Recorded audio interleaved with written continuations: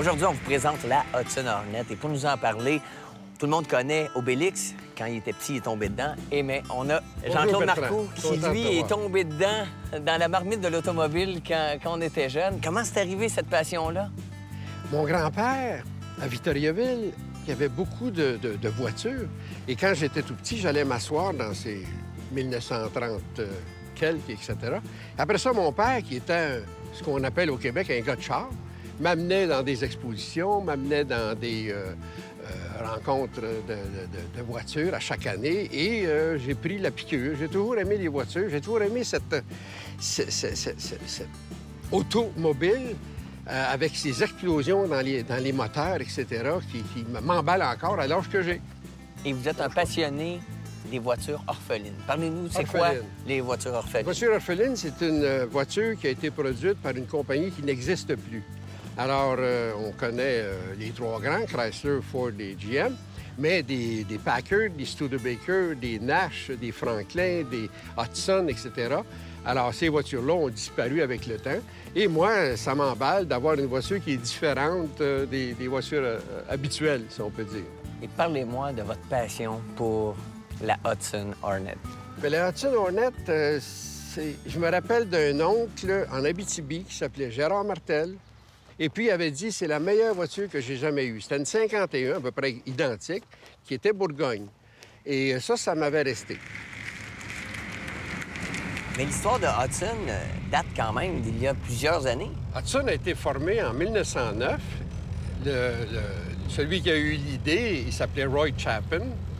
Roy Chapin s'est allié à 7 investisseurs, dont un monsieur Hudson, qui, lui, a mis le plus de sous. Alors, on a décidé de nommer la voiture Hudson. Et bon, là, je peux pas faire autrement que de parler du lien en sport automobile, parce que la Hudson Hornet, c'était la voiture qu'il fallait avoir. Hudson a sorti un modèle complètement révolutionnaire qu'on appelle le step-down. Ça veut dire que vous entrez dans l'auto et vous descendez 6 pouces avec la structure tout le tour et une structure monocoque. La Hudson, ayant un centre de gravité tellement bas, tenait tellement bien la route. Maintenant, il y a un monsieur, Marshall Teague, un courseur automobile, qui s'est entiché de cette voiture-là et qui a coursé avec d'autres confrères. Il battait tout le monde. D'ailleurs, Marshall Teague, une année, je ne me rappelle pas laquelle, mais sur 35 départs, il a gagné 31 courses, au grand désespoir des Oldsmobile, etc., avec des moteurs V8. Et c'est un peu ce qu'on a fait ressortir dans le film Cars, où justement, on voit là, Doc Hudson là, démontrer la fabuleuse tenue de route de la voiture. Et avec des moteurs 6 cylindres. Mais c'est un gros moteur, c'est un 308 pouces cubes qui développe 145 chevaux, celle-là. Mais Marshall Teague, lui, les boostait pour lui donner, aux 308 pouces cubes, lui donnait 170 chevaux vapeur. Alors, comme ça, il battait tout le monde. Et j'imagine, depuis la sortie du film Les Bagnoles, voilà. J'imagine que les jeunes sont impressionnés par la voiture. Oui. Puis pour faire plaisir aux jeunes, j'ai fait des... Sur une espèce de carton, j'ai fait des yeux. Comme ça, là? Des yeux comme ça. Et ça donne beaucoup de surprises et de joie aux enfants que, d'ailleurs, j'aime faire asseoir à la place du chauffeur et ils aiment regarder l'intérieur puis ils disent à leurs parents « Oh, je suis dans une Doc Hudson! » Ce qui a tué les orphelines, c'est la compétition après la guerre entre les trois grands. Alors, c'est qui vendrait le plus de voitures, puis ça vendait à coups de millions. Cette année-là, il s'en est vendu 70 000. En automobile, c'est pas grand-chose.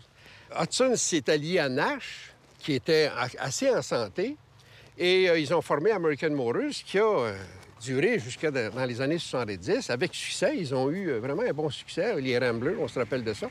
Mais la Hudson et la Nash, ils ont perdu leur nom en 57. Je trouve qu'il y a un lien entre l'aviation et cette voiture-là, parce que les années 50, c'était les années folles de l'aviation. D'abord, la fluidité ce qu'on appelle l'aérodynamisme. Si on regarde les détails sur la voiture, de choses qui rappellent l'aviation ou la conquête de l'espace même, qu'on commençait à en parler là, beaucoup, là. Après la guerre, les Allemands avaient développé des avions en réaction. Hein? Alors, ça a été la folie des avions en réaction. Alors, sur les capots de voitures, vous voyez les Oldsmobile, là, des Rockets, puis tout ça. Il y avait beaucoup cette emphase. C'est une période historique dans l'automobile de toutes ces décorations. Regarde, si on voit sur les ailes de cette voiture-là, on voit comme une espèce de spaceship, là. Oui.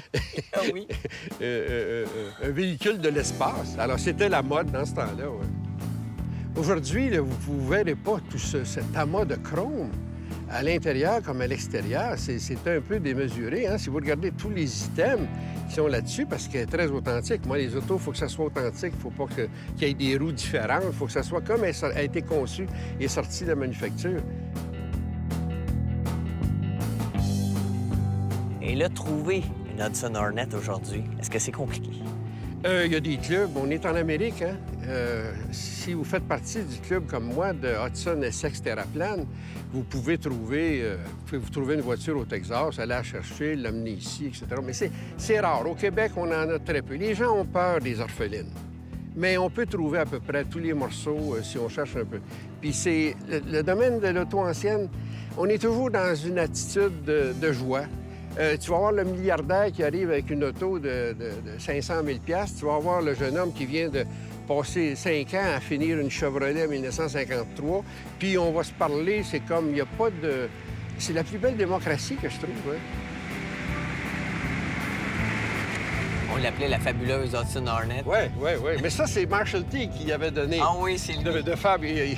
Il avait le sens du marketing et de... Alors, il l'avait nommé The Fabulous, puis c'est resté, hein, Fabulous Hudson Hornet. Mais je pense qu'on a bien choisi de son côté parce que lorsqu'on regarde sa ligne, son chrome, ses performances en piste, eh bien, c'est une voiture qui a marqué son époque. Jean-Claude, merci énormément de ta passion, de ton partage de la Hudson Hornet. Vraiment, on apprécie. Sans passion dans la vie, ça vaut pas la peine de vivre. Ah, bien là, on va vivre longtemps. Oui, parce qu'on est des passionnés, hein? Ah, tout à fait.